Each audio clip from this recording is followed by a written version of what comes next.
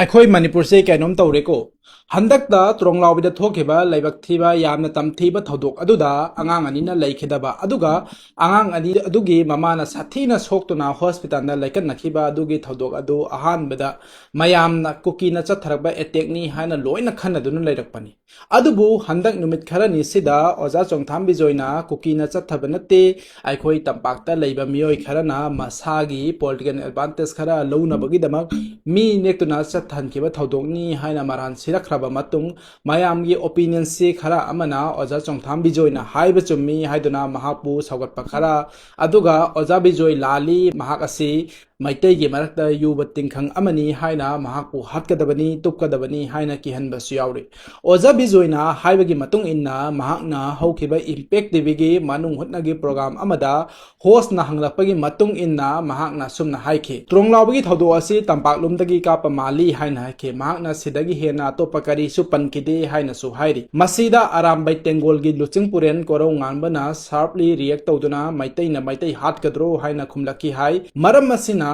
ꯁꯤꯗꯤ ꯍꯨꯔꯥꯟꯕꯒꯤ ꯃꯀꯣꯛꯇ ꯅꯥꯄꯤ ꯄꯛꯏ ꯍꯥꯏꯕꯗꯨ ꯇꯧꯔꯕ ꯃꯥꯜꯂꯦ ꯍꯥꯏꯗꯨꯅ ꯑꯣꯖꯥ ꯕꯤꯖꯣꯏꯅ ꯊꯤꯖꯤꯟꯕ ꯍꯧꯔꯛꯄꯅꯤ ꯍꯥꯏꯔꯤ ꯁꯨꯝ ꯃꯊꯪ ꯊꯧꯗꯣꯛ ꯊꯣꯛꯐꯝꯗꯒ ꯆꯠꯇꯨꯅ ꯊꯤꯖꯤꯟꯕ ꯍꯧꯔꯛꯄꯗ ꯂꯥꯁꯇ ꯃꯍꯥꯛꯅ ꯄꯣꯂꯤꯇꯤꯀꯦꯜ ꯂꯤꯗꯔ ꯑꯅꯤꯗ ꯃꯔꯥꯜ ꯁꯤꯗꯨꯅ ꯃꯈꯣꯏ ꯑꯅꯤꯅ ꯄꯣꯂꯤꯇꯤꯀꯦꯜ ꯑꯦꯗꯚꯥꯟꯇꯦꯖ ꯈꯔ ꯂꯧꯅꯕꯒꯤꯗꯃꯛ ꯃꯤ ꯅꯦꯛꯇꯨꯅ ꯇꯝꯊꯤꯕ ꯊꯧꯗꯣꯛ ꯑꯁꯤ ꯆꯠꯊꯍꯟꯈꯤꯕꯅꯤ ꯍꯥꯏꯅ ꯃꯔꯥꯜ ꯁꯤꯔꯤ ꯄꯣꯂꯤꯇꯤꯀꯦꯜ ꯂꯤꯗꯔ ꯑꯅꯤ ꯑꯗꯨꯗꯤ ꯑꯃꯅ ꯑꯣꯖꯥ ꯕꯤꯖꯣꯏꯅ ꯁꯥꯅꯤꯡꯍꯟꯕ ꯍꯥꯏꯅ ꯀꯧꯗꯨꯅ ꯑꯦꯛꯁ ꯁꯤ ꯑꯦꯝ ꯕꯤꯔꯦꯟꯗ ꯏꯟꯗꯥꯏꯔꯦꯛ ꯑꯣꯏꯅ ꯇꯥꯔꯒꯦꯠ ꯇꯧꯔꯤ ꯑꯗꯨꯒ ꯑꯃꯅ ꯃꯈꯥꯔꯣꯝꯗꯒꯤ ꯃꯤꯅꯤꯁꯇꯔ ꯑꯣꯏꯕ ꯐꯪꯂꯔꯣꯏꯗꯕ ꯃꯤ ꯑꯃꯒ ꯃꯈꯣꯏ ꯑꯅꯤꯅ ꯍꯧꯖꯤꯛ ꯂꯩꯔꯤꯕ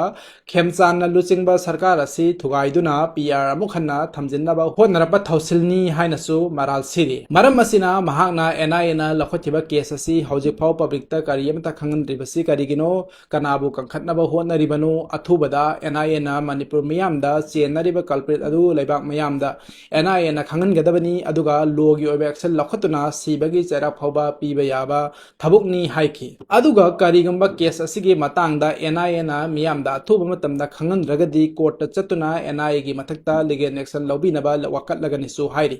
ꯉꯁꯤ ꯑꯣꯖꯥ ꯕꯤꯖꯣꯏꯅ ꯍꯥꯟꯅꯒꯤ ꯑꯦꯛꯁ ꯁꯤ ꯑꯦꯝꯗ ꯁꯤꯔꯤꯕ ꯃꯔꯥꯜ ꯑꯁꯤ ꯌꯥꯝꯅ ꯁꯥꯊꯤꯕ ꯃꯔꯥꯜ ꯑꯃꯈꯛꯅꯤ ꯁꯤꯔꯤꯕ ꯃꯔꯥꯜ ꯑꯁꯤꯅ ꯑꯔꯥꯟꯕ ꯑꯣꯏꯔꯝꯕ ꯑꯣꯏꯁꯅꯨ ꯑꯗꯨꯒ ꯀꯔꯤꯒꯨꯝꯕ ꯑꯦꯟ ꯑꯥꯏ ꯑꯦꯅ ꯍꯣꯅꯦꯁꯂꯤ ꯏꯟꯚꯦꯁꯇꯤꯒꯦꯁꯟ ꯇꯧꯗꯨꯅ ꯃꯌꯥꯝ ꯃꯃꯥꯡꯗ ꯄꯨꯊꯣꯔꯛꯄ ꯃꯇꯝꯗ ꯑꯣꯖꯥ ꯕꯤꯖꯣꯏꯅ ꯁꯤꯔꯤꯕ ꯃꯔꯥꯜ ꯑꯁꯤꯅ ꯑꯆꯨꯝꯕ ꯑꯣꯏꯔꯝꯃꯒꯗꯤ ꯃꯅꯤꯄꯨꯔꯒꯤ ꯄꯨꯋꯥꯔꯤꯗ ꯋꯥꯔꯤ ꯂꯩꯍꯧꯒꯗꯧꯔꯕ ꯊꯕꯛ ꯑꯃꯈꯛꯅꯤ ꯁꯤꯗꯤ ꯀꯦꯄꯤꯇꯦꯜ ꯄꯅꯤꯁꯃꯦꯟ ꯐꯥꯎꯕ ꯄꯤꯕ ꯌꯥꯕ ꯀ꯭ꯔꯥꯏꯝ ꯑꯃꯈꯛꯅꯤ ꯆꯦꯟꯅꯕꯁꯤꯡ ꯆꯦꯟꯐꯝꯁꯨ ꯂꯩꯔꯣꯏ ꯆꯦꯜꯂꯒꯁꯨ ꯍꯤꯡꯂꯣꯏ ꯀꯪꯂꯥ ꯃꯃꯥꯡꯗ ꯄꯨꯊꯣꯛꯂꯒ ꯃꯤꯌꯥꯝ ꯃꯃꯥꯡꯗ ꯄꯔꯥ ꯑꯃ ꯑꯣꯏꯍꯧꯅꯕ ꯄꯅꯤꯁꯃꯦꯟ ꯄꯤꯒꯗꯕꯅꯤ ꯑꯗꯨꯕꯨ ꯑꯣꯖꯥ ꯕꯤꯖꯣꯏꯒꯤ ꯑꯦꯂꯤꯒꯦꯁꯟꯁꯤ ꯑꯔꯥꯟꯕ ꯑꯦꯂꯤꯒꯦꯁꯟ ꯑꯣꯏꯔꯝꯕ ꯑꯣꯏꯁꯅꯨ ꯀꯔꯤꯒꯨꯝꯕ ꯑꯣꯖꯥ ꯕꯤꯖꯣꯏꯅ ꯂꯥꯜꯂꯝꯕ ꯑꯣꯏꯔꯒꯗꯤ ꯃꯍꯥꯛꯁꯨ B N S section 356 defamation section 248 false charge of offense made with intent to injure section 217 false information to cause public servant to use lawful power to injure of another and section 229 to 231 section relating to false evidence सिगे section सिंह सिगे मखादा case लौखतुना मपुनसि चुप्पा jail दा थमगदबनी महाकना सिरिबा मरालसी इचम चम मी अमद नते पब्लिक सर्वेंट नि हानगी एक्स सीएम नि मरम असिरा थौदोक असि लाइन लौबा चुमलोय ओजा बिजोयना एक्सएम बिरेन खक नतना एतिगी लुसिंग पुरेल कोरौ nganbagi mathaktasu wafan phara thamlakli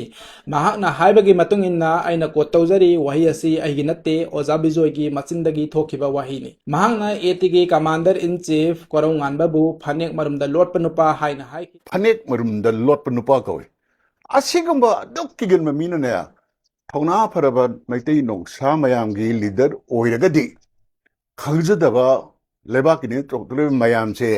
मसी लंहुइना निंथौ ओइरदी नोंसा मयाम लंहुइ बोले हाइबे दबाना अखोइ अदबाना किगन ओइरदी मैतैगिने मैतै नोंसा हाइबे गुनजी मसी मांगरनी कि अदुगा एक सेमबुना सनिंग हनबा हाइना कौ सनिंग हनबगी लमचत चतपा नुपा आमना मतम खर लीडर ओइरुडेबा अदुना कमाई तौगेदा मयामना अखोइगी तुगुजना खंदौ खाक ओइना लेरंबा सोसाइटी सिदा सनिंग हनबगी लमचत चतपा मयाम चेंगुम सौबदना सौगलगा मयाई तांगबन चेलगा मची मचीदा मोइजे लीडर सारियलो मोइ म्यामजिना दमाई तौरना कमाई तौरे की बदबी खंगदबने प्रजा सिंजे सनिंग हनबगी नेचर से लोइना ꯂꯧꯔꯛꯑꯦꯕ ꯑꯗꯨꯒ ꯃꯅꯤꯄꯨꯔꯗ ꯂꯩꯔꯤꯕ CSO ꯈꯔꯅ ꯁꯦꯟꯗꯥꯟ ꯂꯝꯕꯤ ꯑꯣꯏꯅ ꯂꯩꯕꯥꯛ ꯅꯤꯡꯕꯁꯤ ꯇꯣꯛꯄꯤꯔꯣ ꯁꯦꯡꯅ ꯅꯤꯡꯕꯤꯌꯨ ꯍꯥꯏꯅꯁꯨ ꯍꯥꯏꯈꯤ ꯏꯁꯨ ꯀꯣꯏꯊꯤ ꯊꯤꯔꯒ ꯌꯣꯡꯅ ꯌꯨꯕꯤ ꯀꯣꯟꯕꯒꯨꯝ ꯀꯣꯟꯕꯁꯨ ꯌꯥꯎꯔꯤ ꯆꯤꯟꯗꯅ ꯃꯅꯤꯄꯨꯔ ꯀꯟꯗꯣꯏꯅꯤꯅ ꯈꯅꯥꯎ ꯀꯥꯏꯈꯩ ꯂꯥꯎꯔꯒ ꯇꯧꯊꯣꯔꯛꯄꯅ ꯃꯅꯤꯄꯨꯔꯗ ꯃꯩꯇꯩꯒꯤ ꯈꯣꯡꯒꯨꯜ ꯃꯨꯠꯀꯗꯕ ꯊꯕꯛ ꯉꯥꯛꯇ ꯇꯧꯏ ꯍꯥꯏꯅꯁꯨ ꯍꯥꯏꯈꯤ ꯁꯦꯟ ꯈꯥꯏꯔꯒ ꯂꯩꯕꯥꯛ ꯁꯦꯕꯥ ꯇꯧꯕ ꯍꯧꯅꯗꯦ ꯃꯅꯤꯄꯨꯔ ꯀꯟꯅꯕꯒꯤꯗꯃꯛꯇ ꯊꯣꯝꯖꯤꯟꯕꯟꯕ ꯑꯁꯤꯒꯨꯝꯕ ꯇꯝꯅ ꯂꯥꯏ ꯁꯥꯔꯣꯏ ꯉꯥꯔꯣꯏꯁꯤꯡꯁꯤ ꯃꯨꯊꯠꯇꯕ ꯌꯥꯔꯣꯏ ꯍꯥꯏꯅꯁꯨ ꯍꯥꯏꯈꯤ ꯃꯇꯥꯡꯁꯤꯗ ꯑꯣꯖꯥ ꯕꯤꯖꯣꯏꯅ ꯀꯤꯍꯟ ꯈꯪꯍꯟ ꯇꯧꯕ ꯂꯨꯞ ꯑꯃ ꯑꯅꯤꯗ ꯇꯥꯔꯒꯦꯠ ꯇꯧꯔꯤ ꯑꯗꯨꯒ ꯃꯍꯥꯛꯅ ꯍꯥꯏ ꯔꯥꯖꯅꯤꯇꯤꯒꯤ ꯁꯨꯕꯤꯗ ꯈꯔ ꯐꯪꯅꯕ ꯏꯔꯥꯡ ꯁꯥꯒꯠꯄ ꯃꯅꯤꯄꯨꯔ ꯃꯩ ꯆꯥꯛꯅꯕ ꯏꯅꯣꯁꯦꯟ ꯑꯣꯏꯕ ꯑꯉꯥꯡ ꯑꯅꯤ ꯍꯥꯠꯇꯣꯛꯄ ꯉꯝꯃꯤ ꯇ꯭ꯔꯣꯡꯂꯥꯎꯕꯤꯒꯤ ꯃꯤꯍꯠꯀꯤ ꯀꯦꯁ ꯑꯁꯤ ꯃꯩꯇꯩ ꯑꯃꯁꯨꯡ ꯀꯨꯀꯤ ꯂꯥꯟ ꯑꯅꯤꯒꯤ ꯃꯅꯨꯡ ꯆꯜꯍꯟꯕꯤꯒꯅꯨ ꯃꯁꯤꯒꯤ ꯀꯦꯁ ꯑꯁꯤ ꯃꯌꯥꯝꯒ ꯃꯥꯟꯅꯗꯕ ꯑꯃ ꯌꯥꯎꯔꯤ ꯑꯗꯨꯅ ꯑꯁꯦꯡꯕ ꯃꯤꯍꯠꯄꯁꯤꯡ ꯑꯗꯨ ꯂꯣꯠꯈ꯭ꯔꯒꯅꯤ NIAꯅ ꯁꯉꯥꯏ ꯑꯦꯛꯁꯄ꯭ꯔꯦꯁꯇ ꯊꯣꯛꯄ ꯆꯦꯔꯣꯜ ꯑꯃꯅꯁꯨ ꯇ꯭ꯔꯣꯡꯂꯥꯎꯕꯤꯒꯤ ꯊꯧꯗꯣꯛ ꯑꯁꯤ ꯑꯅꯛꯄ ꯃꯐꯝꯗꯒꯤ ꯃꯤ ꯅꯦꯛꯂꯒ ꯆꯠꯊꯍꯟꯕꯔ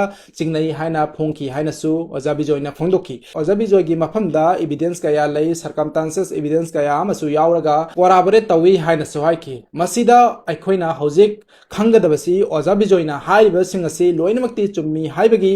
ꯍꯧꯖꯤꯛ ꯐꯥꯎꯕ ꯄ꯭ꯔꯨꯐ ꯂꯩꯇ꯭ꯔꯒꯁꯨ ꯈꯔ ꯃꯈꯩꯗꯤ ꯆꯨꯝꯃꯤ ꯍꯥꯏꯕꯁꯤ ꯑꯩꯈꯣꯏꯅꯁꯨ ꯅꯪꯅꯁꯨ ꯃꯌꯥꯝ ꯂꯣꯏꯅꯃꯛꯅ ꯌꯥꯕ ꯋꯥꯐꯝꯅꯤ ꯀꯅꯥꯒꯨꯝꯕ ꯈꯔꯅ ꯐꯣꯡꯗꯣꯛꯂꯨꯔꯒ ꯀꯟꯁꯤꯀ꯭ꯋꯦꯟꯁꯦꯁ ꯀꯔꯤ ꯂꯥꯛꯀꯅꯤ ꯀꯤꯕꯗꯒꯤ ꯃꯄꯥꯟ ꯊꯣꯛꯅ ꯍꯥꯏꯕ ꯉꯝꯗꯕ ꯈꯔ ꯑꯗꯨꯒ ꯈꯪꯅ ꯈꯪꯅ ꯇꯨꯃꯤꯟꯅ ꯂꯩꯁꯤꯟꯕ ꯈꯔꯅꯤ ꯃꯅꯤꯄꯨꯔꯁꯤ ꯁꯦꯡꯅ ꯁꯥꯟꯇꯤ ꯂꯩꯕ ꯆꯥꯎꯈꯠꯄ ꯂꯝ ꯑꯃ ꯑꯣꯏꯍꯟꯒꯦ ꯍꯥꯏꯔꯗꯤ ꯑꯩꯈꯣꯏ ꯑꯦꯅꯤ ꯗꯤꯁꯤꯖꯟ ꯑꯃ ꯂꯧꯕ ꯃꯇꯝꯗ ꯔꯤꯖꯟ ꯌꯨꯁ ꯇꯧꯔꯒ ꯂꯣꯖꯤꯀꯦꯜ ꯑꯣꯏꯕ ꯗꯤꯁꯤꯖꯟ ꯑꯃ ꯂꯧꯕ ꯗꯔꯀꯥꯔ ꯑꯣꯏ ꯏꯃꯣꯁꯟꯗ ꯑꯗꯨꯝ ꯆꯠꯂꯒꯗꯤ ꯁꯨꯡꯌꯥ ꯌꯥꯔꯣꯏ ꯏꯃꯣꯁꯟ ꯍꯥꯏꯕꯁꯤꯗꯤ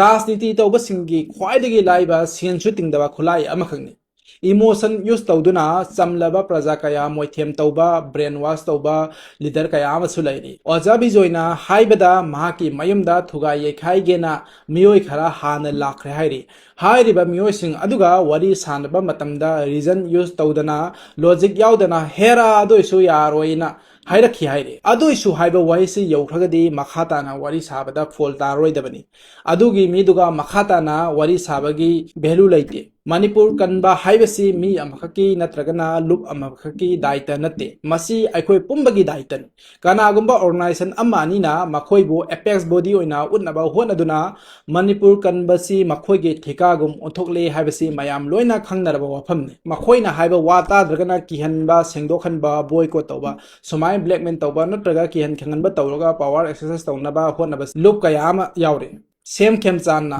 लिलोंग हौरैबिदा पांथोखिबा थौराम अमदसु इनडायरेक्ट ओइना महाकी लैंगक असिबु थुगाइबा पांबा खरना तौबा माली हाइना फोंदोखिबसु लैरे अइना ममांगी वीडियो अमदसु हाइखिबदुनि शांति लाकनेना पखतपा मियोय खरा यावरे हाइना लैरिबा लीडरशिप असिबु मतिक चादबनी हाइना उन्नबा होनबदा येकनबना सिलकपा खुसिलदा विलिंगली और अनविलिंगली मतेंग पंगसिनबा यावरे हाइना आइना ममांगी वीडियो अमदा पंजखिबनी वीडियो असिगी लिंक डिस्क्रिप्शन दा यावरबनी नकल अमरोमदना अमुक एटी की चीफ कोरौ गामना अमुक हाइरी लीला तौगुमसी अदुक थमोय सोपा पियनदबा त्रोंगलाउबिगी थौदोकी खुदम चंगदम लैरदि पुथोकलाओ NIA दा पिगेरा तौरो मयाम खंगना तौसी हाइनसु कोरौ गामना हाइरी चुम्मी ओजा बिजोयना एविडेंस लई हायरबनिना एविडेंस पुथोकफमदि थोई मियाम मांगदा अखोइना थाजदोइसि एविडेंस उरकांदनी करिगुंबा असेंबा एविडेंस लैरगदि पुथोकपिरओ ओजा बिजोय यामना थौना लेबा अहन नमखनि खंगजै करिगुंबा नाहकना हाइरिबदुना अचुंबा ओइरमगदि Manipur पुंबा नाहके support लैगनी अदुगा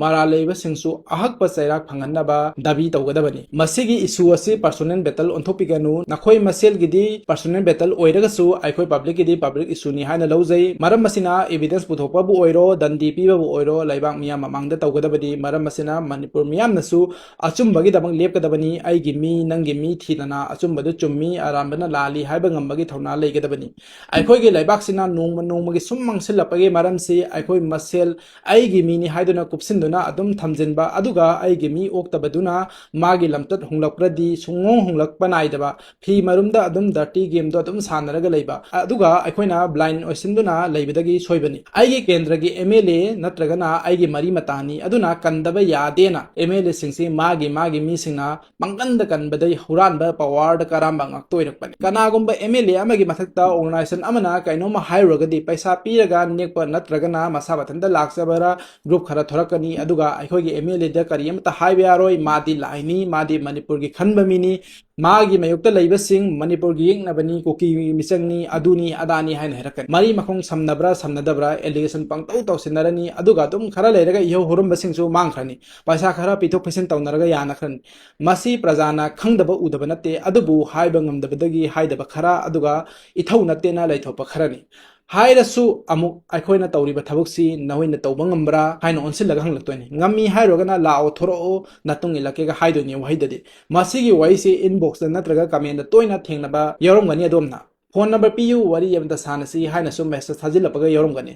aduga hayeng police tharake lokhatpa lakhange na adum kihalapsu yawbane police sibu nakhoigi personal security guard nakhoigi political score settle tawnaba public taxpayer money na salary pi daga thambana teko public duty tawnabani law enforce tawnabane political leaders singna police pu khulai oina sinnaba lepkadabani aduga pressure group singsu mi ki han khanganba lepkadabani amukta